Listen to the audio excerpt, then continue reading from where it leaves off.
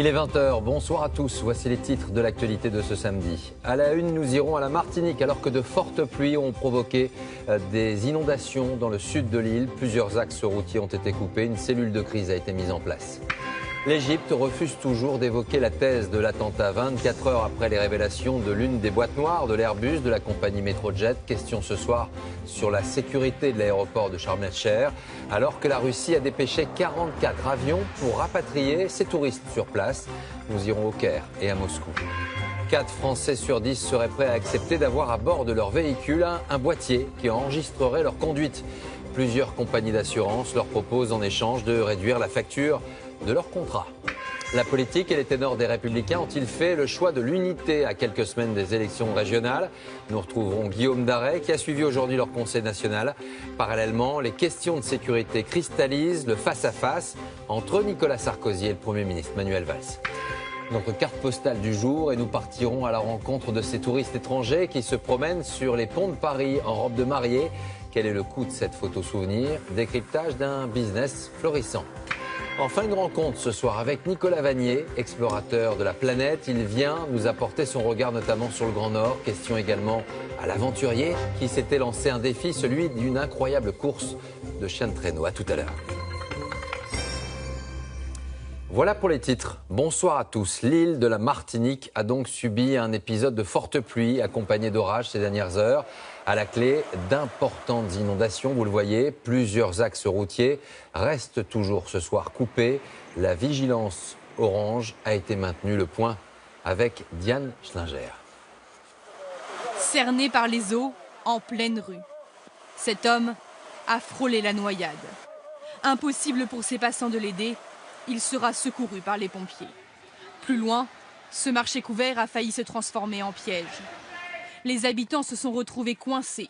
Sur ces photos, on voit la montée des eaux jusqu'à leur taille. Des pluies diluviennes ont balayé le sud de la Martinique, transformant les rivières en torrents de boue. Des voitures emportées par les flots, abandonnées par leurs conducteurs. Par endroits, l'eau est montée jusqu'à 2 mètres et a englouti le rez-de-chaussée des habitations. Ça a défoncé ma porte de. Vous avez eu peur, madame? J'ai pleuré, monsieur. Ah oui. J'ai jamais vu ça de ma vie. Jamais, jamais. La première fois que je vois ça. Aucune victime, mais en quelques heures, des dommages considérables. Ici, une voiture coincée entre 2 murs, une autre échouée sur le trottoir. À l'entrée de cette maison, une souche d'arbre projetée sur la façade. Il faut désormais tout nettoyer. Complètement perdu. Réfrigérateur, congélateur, chaise, table, tout est parti. Ça s'est fait en combien de temps? Très rapidement. J'ai perdu une table, des chaises, un côté de fenêtre, tout. Et là, je suis tout seul à nettoyer. L'aéroport a aussi été envahi par les eaux. Aucun vol n'a été annulé, mais les passagers ont dû embarquer les pieds dans l'eau. Et on retrouve en direct de la Martinique Sanga Fargour. Bonsoir Sanga, quelle est la situation actuellement? Bonsoir, mais écoutez, le soleil est revenu pour l'instant, mais les dégâts sont bien visibles, essentiellement à Rivière-Pilote, la commune la plus touchée. Là-bas, l'eau est montée très rapidement et lorsque les sirènes ont retenti, les commerçants ont tout juste eu le temps de se mettre en sécurité. Malheureusement, il était déjà trop tard. Les dégâts, comme je vous l'ai dit, sont véritablement considérables. Les opérations de nettoyage ont débuté ce matin même. Pour l'instant, toujours pas d'estimation chiffré quant à la catastrophe, mais le maire de la commune, Raymond Théodose, nous disait ce matin qu'environ 80% du bourg était touché. Il s'est entretenu avec la ministre des Outre-mer, Georges Paul Angevin, pour tenter de lancer la procédure d'état de catastrophe naturelle. Mais en attendant, c'est avec essentiellement la solidarité citoyenne que les premières opérations de nettoyage ont pu débuter. Merci Sanga. Autre grand titre ce soir, comment interpréter la position de l'Égypte? Les autorités du Caire refusent toujours de retenir la thèse de l'attentat pour expliquer le crash de l'Airbus de la compagnie Metrojet. Une position politique de plus en plus fragile lorsqu'on la confronte aux derniers éléments de l'enquête. Claude Sampère et Camille Lemeur. Les autorités égyptiennes qui dirigent l'enquête refusent toujours de parler d'attentat. Une semaine après le crash de l'A321 russe dans le Sinaï, Le chef des enquêteurs s'est exprimé pendant près de 20 minutes devant la presse et il n'a quasiment rien dit. À aucun moment, il n'a prononcé le mot bombe ou attentat. Un bruit a été entendu dans les dernières secondes sur l'enregistrement d'une des boîtes noires. De quel bruit s'agit-il? Quelle est son origine? Les analyses sont en cours. La commission d'enquête étudie avec beaucoup d'attention tous les scénarios possibles à l'origine de l'accident. Les journalistes sont donc restés sur leur faim et se sont d'ailleurs étonnés de l'absence d'experts aux côtés du premier responsable de l'enquête. Pour les Occidentaux, en revanche, il n'y a quasiment aucun doute que ce soit un attentat. Du décollage jusqu'à la 24e minute, il n'y a eu aucun problème à bord de l'appareil. Tout le monde est d'accord sur le fait que ça a été soudain, que l'avion marchait parfaitement jusqu'à les dernières secondes et plus rien. Donc explosion. Explosion par une cause mécanique comme le TWA il y a quelques années, c'est quelque chose de rarissime. Bombe à bord, c'est quelque chose d'aujourd'hui plus crédible. Une semaine après, on peut avoir des traces d'explosifs. Mais il faut inspecter les débris et ça prend du temps. Pour le moment, les enquêteurs poursuivent leur travail sur le site. Ils examinent toutes les pièces. Et sur certaines, comme cette porte, ils ont pu apercevoir des parties intérieures de l'avion criblées d'impact, comme après une explosion. À terme, tous les débris seront ramenés au Caire, où l'avion sera reconstitué. Cet après-midi, les recherches ont été interrompues quelques minutes, le temps d'une cérémonie d'hommage. 224 fleurs ont été déposées en mémoire des victimes. Et en direct du Caire, on va retrouver notre envoyé spécial à Arnaud Comte. Bonsoir Arnaud. Difficile pour le général Sissi, le leader égyptien, de reconnaître publiquement les défaillances de son dispositif de sécurité. Oui Laurent, d'ailleurs vous l'avez vu, on a très clairement l'impression ce soir que les autorités égyptiennes jouent la montre en ne dévoilant pas toutes les informations, comme si finalement le pays n'était pas prêt à accepter les évidences. Et cela s'explique, cela se comprend quand on sait que le président Sissi, depuis son arrivée au pouvoir, n'a de cesse de se présenter comme le garant de la stabilité du pays, comme l'homme capable de faire redémarrer le tourisme gravement touché par les crises successives, et notamment la révolution populaire de 2011. Et finalement, reconnaître publiquement qu'il s'agit d'un attentat, cela reviendrait à dire que les services de sécurité ont failli quelque part. Et ça, l'Égypte n'est pas prête à l'accepter aujourd'hui, surtout quand on parle de Sharm el-Sheikh, dont les stations balnéaires sont connues à travers le monde et qui est, ou qui était jusqu'alors, l'une des dernières destinations du pays, encore fréquentée massivement par les Occidentaux. Arnaud Comte en direct du Caire. Merci Arnaud. De son côté, Moscou a choisi le doute. Pas de conclusion pour le moment, pas de prise de parole de Vladimir Poutine.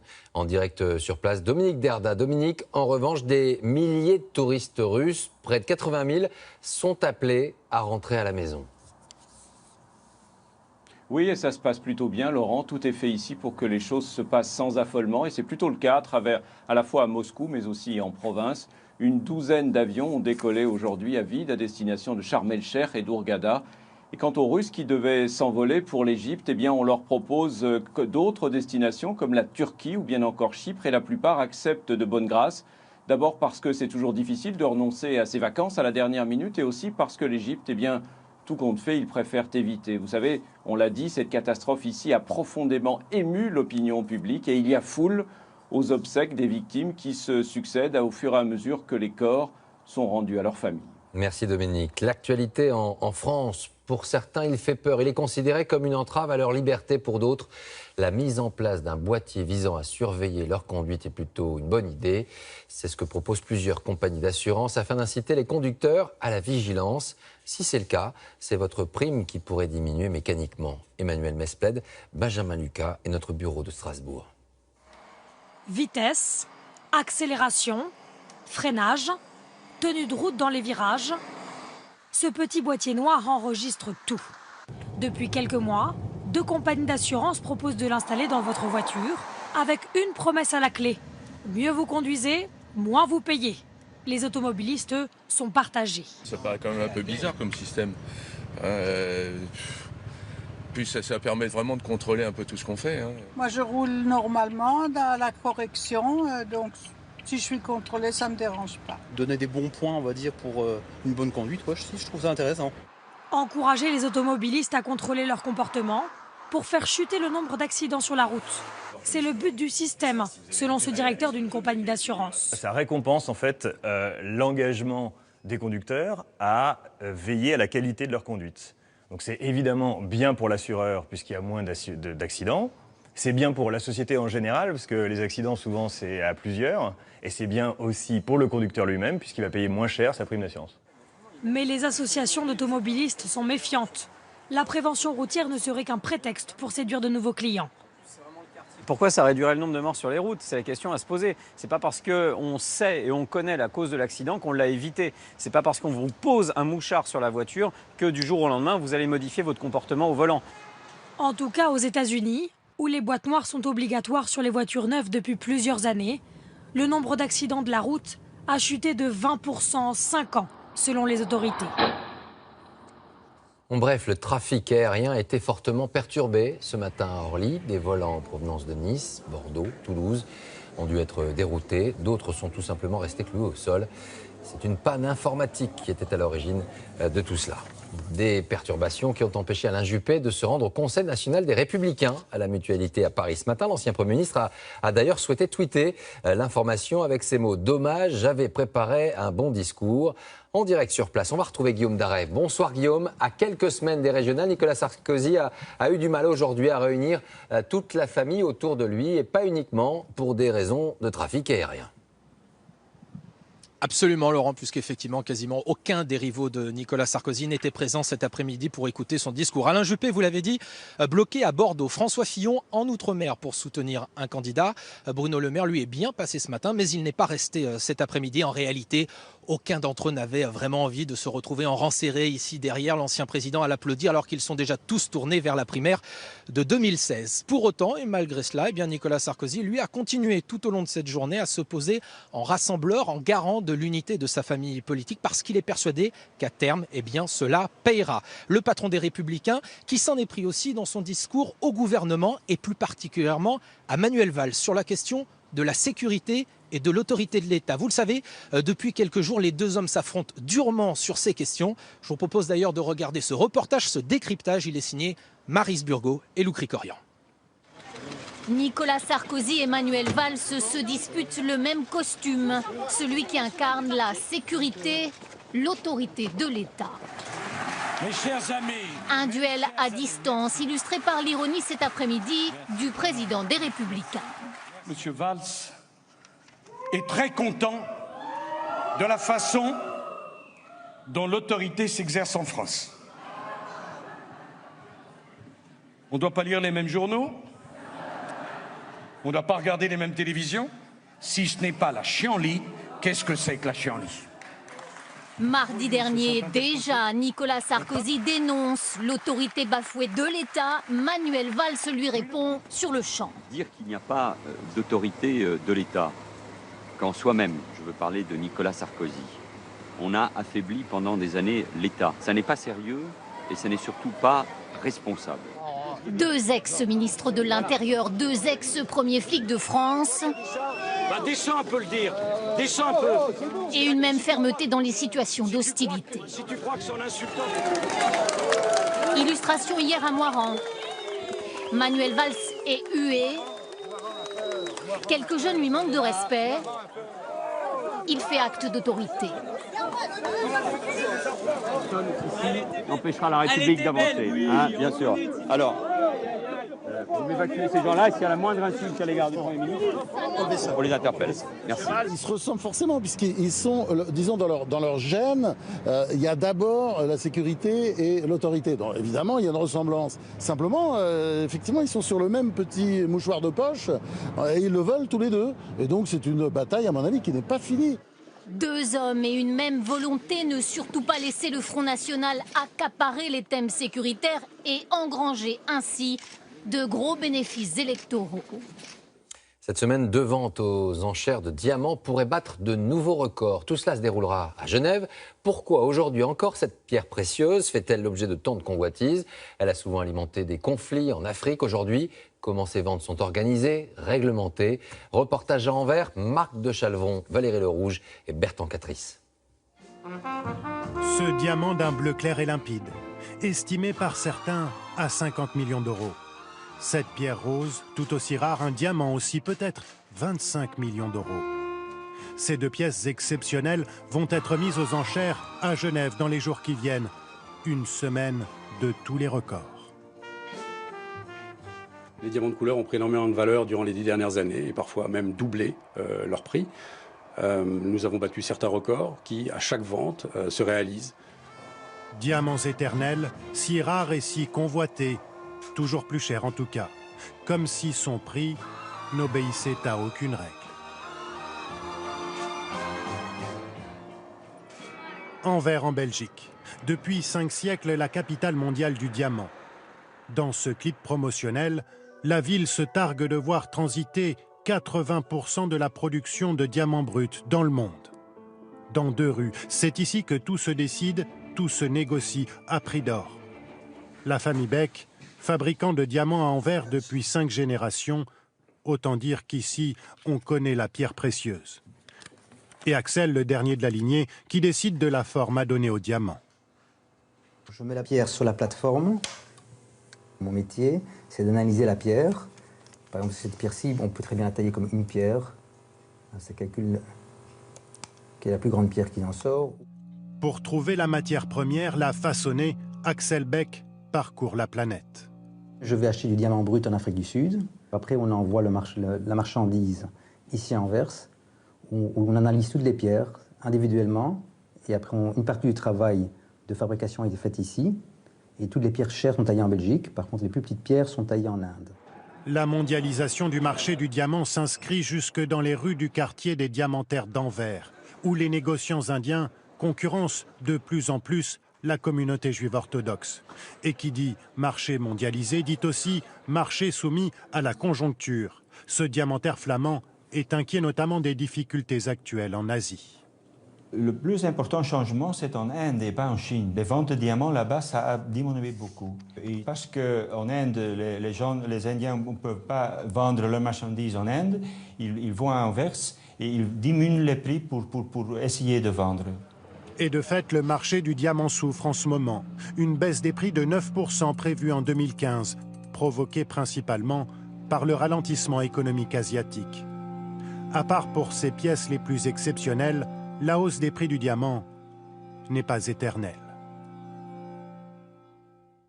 À l'étranger, autre image de l'actualité avec cette poignée de main symbolique et historique entre le président chinois et le président taïwanais. Une première depuis la fin de la guerre civile en 1949 et la séparation de la Chine continentale avec Taïwan. Tout cela s'est déroulé lors d'un sommet qui se tenait à Singapour. C'est un premier pas, alors que de profondes divergences demeurent toujours entre ces 2 pays. Direction maintenant la Birmanie, où plus de 30 millions d'électeurs sont appelés aux urnes dans quelques heures. Des élections législatives très attendues, le premier scrutin libre depuis 25 ans, notamment pour l'opposante Aung San Suu Kyi.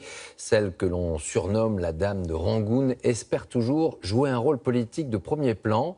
À 70 ans, et après avoir passé plus de 15 ans en résidence surveillée, elle incarne plus que jamais, vous allez le voir, l'espoir d'une partie du peuple birman. Alain de Chalvron, Sylvain Jaume sur place. Pour la plupart des 55 millions de Birmans, pour le monde entier aussi, elle incarne ce combat obstiné à main nue pour la démocratie, contre la brutalité d'un régime militaire sans scrupules. À 70 ans, toujours élégante et charismatique, Aung San Suu Kyi tient sa revanche au fond des urnes. Du moins, c'est ce qu'elle espère. Ne cédez pas aux provocations. Que chacun d'entre vous reste calme. Nous voulons des élections pacifiques. C'est comme ça que nous gagnerons. Pas besoin pour elle d'en faire des tonnes. Un sourire, un signe de la main, un trait d'humour et c'est gagné. Les gens l'adorent et la vénèrent. On l'aime comme notre mère. Et elle nous considère comme ses propres enfants. Tout ira bien si notre mère gagne. L'éducation, la santé, l'économie, tout. Il l'adore ou il la déteste. Pendant des décennies, elle a été la bête noire des militaires qui se sont succédés au pouvoir. Les militaires, pourtant, elle connaît. Son père était général, héros de l'indépendance, assassiné alors qu'elle a 2 ans. Elle lui ressemble comme 2 gouttes d'eau. Elle entre en politique en 1988 en soutenant les manifestants contre la junte. Il y a 3000 morts. C'est son premier séjour en prison. Elle n'arrêtera pas d'y entrer ou d'en sortir. 15 ans en tout Le plus souvent en résidence surveillée, elle arrive à s'adresser à ses partisans par-dessus la grille. Soyez patients et calmes. Le jour de la revanche viendra. Voilà, ce temps de la revanche est venu, après 1000 autres épreuves, dont la mort de son mari, qu'elle n'a pas pu revoir. 2010, elle est libérée, à la surprise générale. 2012, elle obtient 41 des 43 sièges en jeu à des élections partielles. Mais la vraie revanche, la revanche finale, sera le scrutin de dimanche. Tout laisse penser que la Lady devrait gagner haut la main. Mais chat échaudé craint l'eau froide. Nous espérons le meilleur, mais nous nous préparons pour le pire. Si le pire devait arriver, nous comptons sur la réaction du peuple et du monde. Curieuse atmosphère ici à Rangoon, faite à la fois d'espoir que la démocratie s'installe enfin pour de bon dans ce pays, et crainte que les élections soient une fois de plus truquées et dégénèrent en violence. Le gouvernement, en tout cas, a pris ses précautions en décrétant l'alerte orange dans la région de Rangoon et en recrutant 40 000 policiers en civil. On ne sait jamais. Et résultat demain. Parfois, les jeunes bacheliers peu enclins à s'attaquer aux études secondaires s'interrogent. N'est-ce pas le moment de faire une pause, de quitter son quotidien pour d'autres horizons? Qui ne s'est pas un jour posé cette question de l'année sabbatique? De faire ce tour du monde qui marquera une vie. En France, il reste l'exception, mais au Danemark, vous allez le voir, il est une tradition. Reportage, témoignage, Amaury Guibert, Brice Boussoir. C'est peut-être parce qu'ils se sentent un peu à l'étroit chez eux que les Danois ont toujours eu le goût du voyage. Et cela démarre très jeune. Dans une agence du centre de Copenhague, 2 clientes préparent leur futur périple à l'autre bout du monde. Vous recherchez quoi? La nature, la culture ou quelque chose avec de l'adrénaline? Elles ont à peine 18 ans et ont pris une année sabbatique avant de commencer l'université. Elles comptent travailler dur pour financer ce voyage qui doit durer 3 mois. On a chacune un budget de 6 500 €, tout compris, avec les billets d'avion, les vaccins, les assurances. Une sacrée somme pour un sacré projet, mais au Danemark, cela n'a rien d'exceptionnel. L'année sabbatique, c'est une institution pour les jeunes Danois. Dans le plus grand lycée du pays, à l'heure de la pause, il ne faut pas longtemps avant de trouver des candidats. Ils veulent presque tous faire une coupure entre le bac et les études supérieures. Moi, je voudrais faire du volontariat. Je voudrais aller en Italie pour explorer le pays, peut-être travailler sur place et découvrir une nouvelle culture. Je vais travailler pour essayer de partir de la maison en économisant le plus possible. C'est ma priorité. Ils ne sont pas encore étudiants, mais sont déjà convaincus d'une chose. Il n'y a pas que les études dans la vie. Je trouve que quand on a passé 13 ans à l'école, à un moment, on n'en peut plus. C'est bien de faire quelque chose d'autre. Pas rester dans son lit, mais sortir, voyager. Et à l'étage du dessous, ce n'est pas le conseiller d'orientation qui va dire le contraire. Pour lui, l'année sabbatique est essentielle, surtout pour les mauvais élèves. Si vous n'êtes pas bon à l'école, c'est mieux pour vous, car les mauvais résultats sont souvent liés à un manque de maturité. Un manque qui peut être comblé en voyageant à travers le monde. Chaque année, 3/4 des bacheliers danois de la filière générale prennent une année sabbatique. Je m'appelle Kubra, j'ai 19 ans et j'habite près de Londres. Cela fait 4 mois qu'elle s'occupe d'une personne handicapée, 4 mois pour tout apprendre de la vie d'adulte. J'étais habituée à ce que ma mère me fasse tout. Et là, je me suis retrouvée dans un autre pays à devoir tout faire moi-même. Je suis devenue plus indépendante. C'est une super expérience. Et c'est aussi l'une des raisons qui permet de mieux comprendre pourquoi les Danois se déclarent comme les gens les plus heureux au monde. Voilà, à suivre dans un instant l'invité de ce samedi. Rencontre avec un aventurier, explorateur et réalisateur. Nicolas Vanier a affronté le Grand Nord, paysage de rêve, mais aussi baromètre alarmant de nos erreurs. Mais d'abord, un étrange automne aux températures printanières. Il fait beau et très doux aujourd'hui sur une grande partie du pays. On s'est d'ailleurs baigné dans le lac d'Annecy ce 7 novembre. La température extérieure était à 22 degrés. Il a fait près de 25 à Toulouse, journée magnifique également à Biarritz, Tour de France, signé Audrey Richier, avec nos bureaux en région. De Paris à Nice, en passant par Biarritz et Toulouse, le soleil joue les prolongations cet automne et c'est toute la France qui vit au rythme de l'été indien. Lecture et tendresse sur les bords de la Garonne. En ce 7 novembre, Toulouse et ses 23 degrés frôlent le record de chaleur. D'habitude, il fait peut-être pas froid, mais quand même, on a déjà mis un petit coup de chauffage. Alors que là, pas du tout. Puis là, tout le monde ressort les tenues d'été. En général, le mois de novembre, il fait froid. Donc là, on en profite autant que ça dure. Une chaleur renversante à Biarritz. Si l'eau est déjà bien fraîche, il fait 23 degrés sur la plage et cet après-midi, il y avait une forte affluence. Le mois de novembre comme ça, c'est incroyable, c'est vraiment très très agréable. Là, on profite de l'arrière-saison sans trop de touristes et on est très bien. Mais c'est bien dans la capitale que le thermomètre affole les records. 21,5 degrés, c'est inédit pour un mois de novembre. Tellement surprenant même que les Parisiens comme les touristes ont oublié de ressortir le t-shirt. On a une chemise trop chaude, alors on enlève tout. Progressivement. À mesure qu'on avance. Je regrette d'avoir pris la veste. C'est finalement sur la Côte d'Azur que les températures sont les plus raisonnables. 19,5 degrés sur la promenade des Anglais à Nice, mais le soleil est bien présent et la Méditerranée est toujours aussi accueillante. Elle est trop bonne.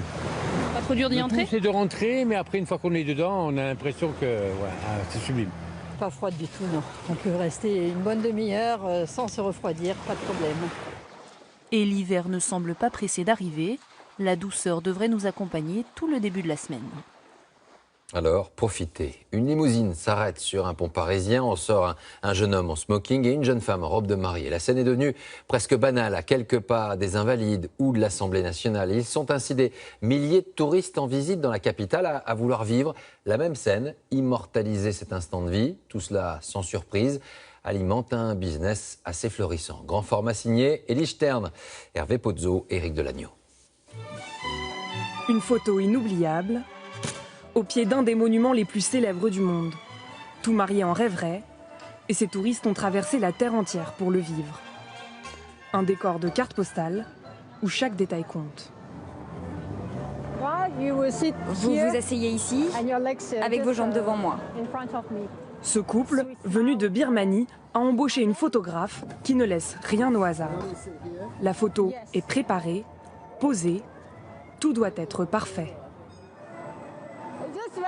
Quand vous passez devant mon appareil, vous vous regardez, d'accord ? Ils ont parcouru presque 9000 km pour ces photos, car quand ils se marieront dans leur pays dans quelques mois, elles seront au cœur de la cérémonie. À notre mariage, on montrera les photos. Il y aura un grand écran et tous les invités pourront les voir. Réaliser des photos en tenue de mariage, une pratique de plus en plus répandue pour les couples asiatiques. Et Paris occupe une place de choix à leurs yeux. Pourquoi vous avez choisi Paris ? Parce que j'adore la Tour Eiffel. C'est l'endroit le plus romantique du monde. Donc je suis venue avec mon copain, mon fiancé. Je crois que ça devient une mode. Quelqu'un a commencé et tout le monde a suivi. Tout le monde trouve que c'est une bonne idée de venir ici. Des séances comme celle-ci, cette photographe originaire de Hong Kong les multiplie depuis 3 ans. Ça marche très bien ? De mieux en mieux, je crois. Depuis le printemps, chaque semaine, elle photographie au moins un couple d'amoureux. Un amour qui a un prix, environ 2000 € pour sillonner Paris en une journée et ramener des dizaines de photos souvenirs. Dans cet hôtel particulier, dernier préparatif. Pour ses clients canadiens, cette organisatrice de mariage a concocté une journée parfaite. Je me suis assise dans le petit jardin, c'est très joli. Oui, c'est très français, très parisien. Vous saviez que c'était la maison de Christian Dior ? Oui ! Dans sa prestation, tout est compris, coiffeur, photographe, jusqu'à l'inévitable bouquet de fleurs. J'ai plusieurs prestataires que je vais contacter selon le style des mariés et le budget que j'ai pour chaque service. 2500 à plusieurs dizaines de milliers d'euros, selon la prestation et le nombre de convives. Pour leur journée, ces Canadiens ont payé 2500 €. Paris, un symbole pour lequel il dépense sans compter. C'est la ville des Lumières, la ville de l'amour. Vous savez, on est ensemble depuis plus de 10 ans maintenant. Et on voulait avoir une cérémonie, ici, dans la plus belle ville que j'ai jamais vue. Inclus dans ce prix, une cérémonie symbolique avec cette officiante, spécialisée dans les mariages factices. Jeff, voulez-vous prendre Rachel pour épouse? Et promettez-vous d'être un mari loyal, aimant et dévoué, jusqu'à ce que la mort vous sépare? Je le veux. Jeff, vous pouvez embrasser la mariée? Félicitations.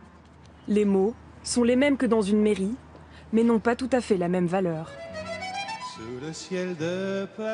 Pour ces Canadiens, il faudra quand même officialiser leur union dans leur pays, en ayant gardé les images de Paris au fond des yeux. Et partons maintenant pour Marseille, alors que le cercle nautique de la ville organise aujourd'hui une nouvelle opération de nettoyage du vieux port et les plongeurs font preuve de courage en s'aventurant dans ce qui est loin d'être le grand bleu sous leurs yeux. Vous allez le voir, une vaste poubelle. Ambroise Boulez, Alexandre Lépiné. Côté pile, c'est un des joyaux de Marseille. Le vieux port fait partie de la carte postale. Côté face, sous les reflets bleus de la Méditerranée, c'est une autre histoire. À tel point que ces plongeurs du club nautique y vont à reculons. C'est sûr qu'il y a des plongées plus belles. Mais enfin bon, il faut le faire.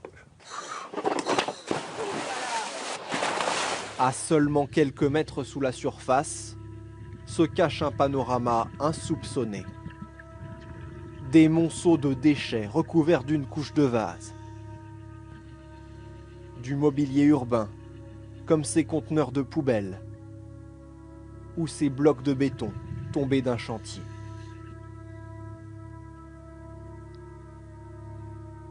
Ça ressemble à une décharge.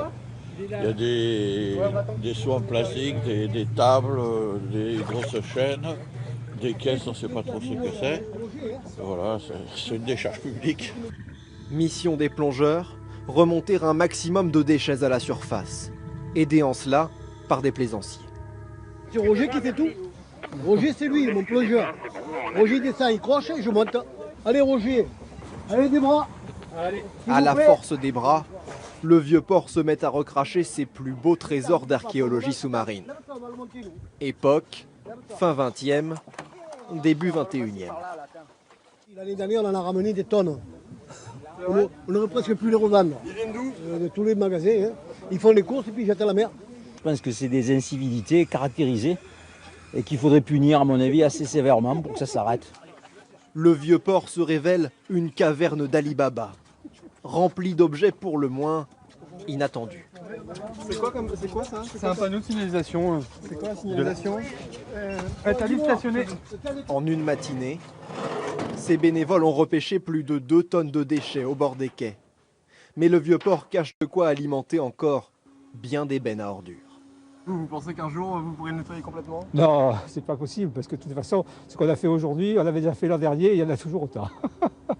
N'en déplaise à l'expression populaire, ce n'est plus une sardine qui bouche aujourd'hui le vieux port de Marseille, mais une montagne de déchets. Plutôt que de maltraiter la planète, lui a choisi de la préserver, de l'explorer, de la sublimer. C'est un explorateur, aventurier. Il va nous raconter à quoi ressemble cette course de chiens de traîneau dans le Grand Nord par moins 50 degrés. Il est aussi cinéaste. On se souvient du dernier Trappeur de Belle et Sébastien. Avec nous ce soir, Nicolas Vanier. Bonsoir. Bonsoir. D'abord, je voudrais qu'on parle de ces images qu'on vient de voir à Marseille.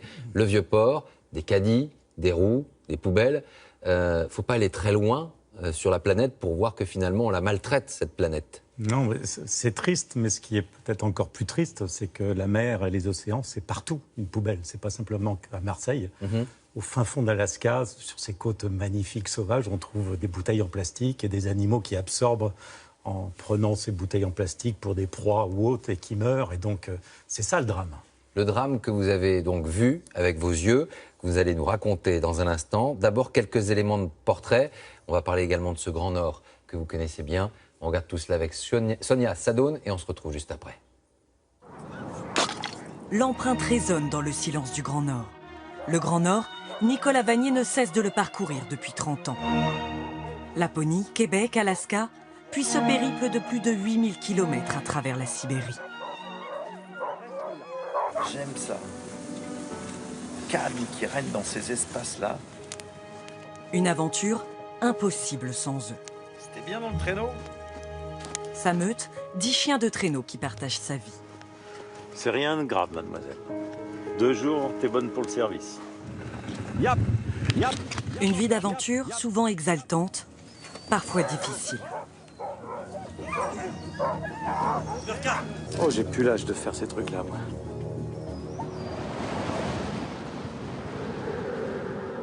Même à moins 50 degrés, il partage ses sensations avec Com, son fils de 10 ans embarqué dans l'aventure.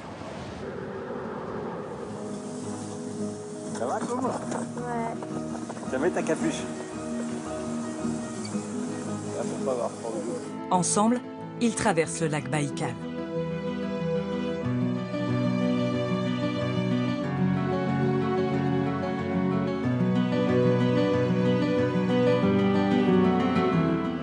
L'enfant et le chien. Action! Une figure qui lui est familière. Nicolas Vanier est aussi réalisateur. En 2013, il réunit Belle et Sébastien au cinéma. Donc après ça, tout le monde, si on peut... Mais l'appel du Grand Nord n'est jamais bien loin. En février dernier, il participe à l'une des plus grandes courses de chiens de traîneau au monde, la Yukon Quest. Seul amateur à concourir, il finira 9e. Mais une autre course lui tient à cœur, celle contre le réchauffement climatique.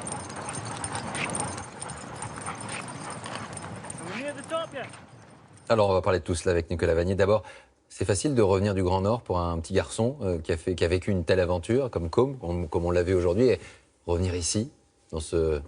Ils sont habitués tout de même, parce qu'on est parti avec ma petite fille, après avec mon autre fils Lou. Ils ont été à l'école au Yukon, donc ça fait partie de leur vie. Qu'est-ce que vous voulez leur transmettre finalement, à eux, quand vous les emmenez comme ça dans ces aventures?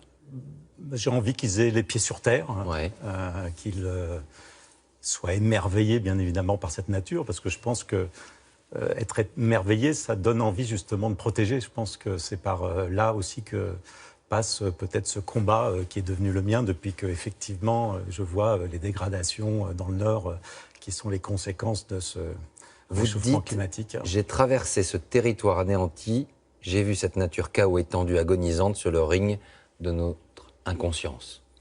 Oui, parce que je voyais vos reportages tout à l'heure, effectivement, tout le monde peut être content d'aller se baigner, et je le suis aussi, de voir qu'au mois de novembre, il fait aussi chaud.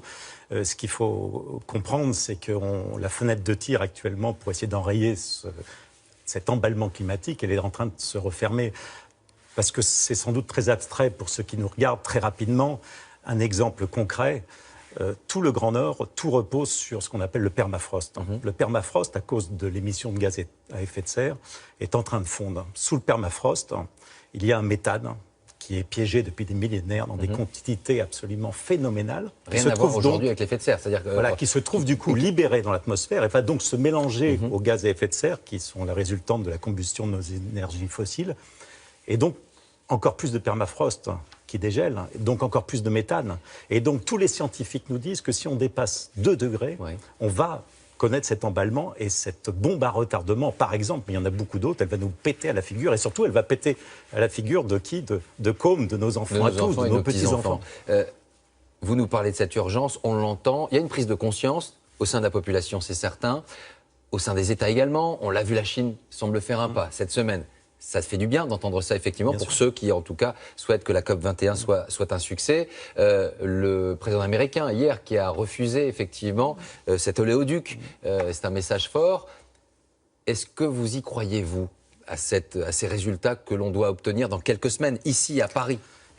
Il faut y croire, mais les négociations, elles sont en train de se jouer en ce moment. Le dernier round de négociations a eu lieu en Allemagne la semaine dernière.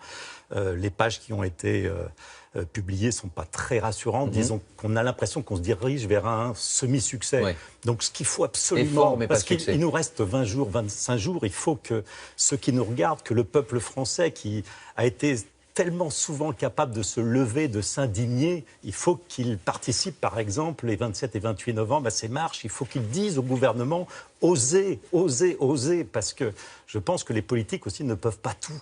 Donc je pense que le peuple de France, il doit se lever. On a un rendez-vous à Paris. La France a un rendez-vous historique avec le monde, parce que ce qui est en train de se jouer en ce moment est absolument capital. Donc quand je vois ce qu'on a été capable de faire pour Charlie, sans vouloir bien évidemment comparer ces catastrophes, mais il faut que le peuple de France ne rate pas cette occasion-là, et je pense que ces 20 jours, il faut les utiliser pour dire à nos hommes politiques, au monde entier, osez, allez-y. Et donc sortir dans la rue ce week-end-là pour effectivement manifester. Par exemple, mais c'est vrai qu'il y a partout des associations, beaucoup de personnes qui se mobilisent, et je pense qu'aujourd'hui, tous ceux qui se sentent responsables vis-à-vis de ces générations futures doivent se lever.